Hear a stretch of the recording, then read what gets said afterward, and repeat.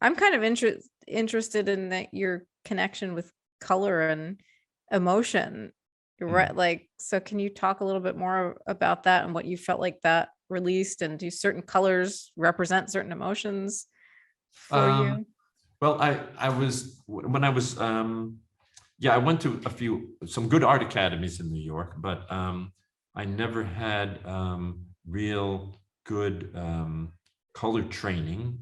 I sort of figured it out for myself, but and I always felt that um, you know, there's really top schools like the Rhode Island School of Design, for instance. I thought, wow, well, the Yale School of Art. I thought if I had gone there, I really would have had top instructors.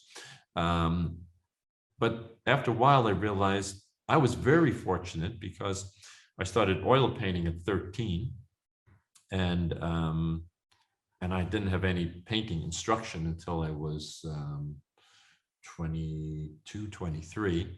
So I had the chance to play around with colors on my own, to get to know colors, to mix them, to feel for myself what are interesting combinations, rather than having someone's formula um, being the first thing I'd learned, and then trying to find my own way within the formula. I went the other way.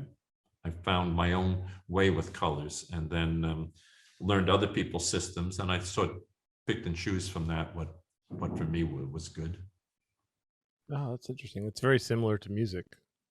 Like some people are, trained from birth, early age, and then there are people like myself. I played guitar because I wanted to sing, so I just started playing by looking in books and learning songs, and that's how I learned the chords. And then I made my own stuff up pretty much.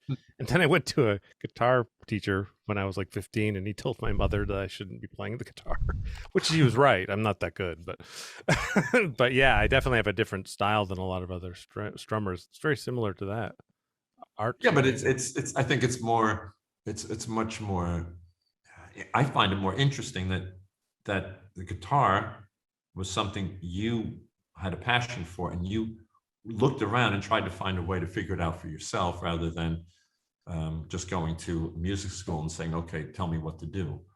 Yeah. Yeah, it's pretty much everything I do. Thank God for YouTube. That's all I got to say now. But yeah, color. There's also another artist. I'm just naming people. There's a guy named Serge Polyakov. He's a Russian artist, and he was very abstract.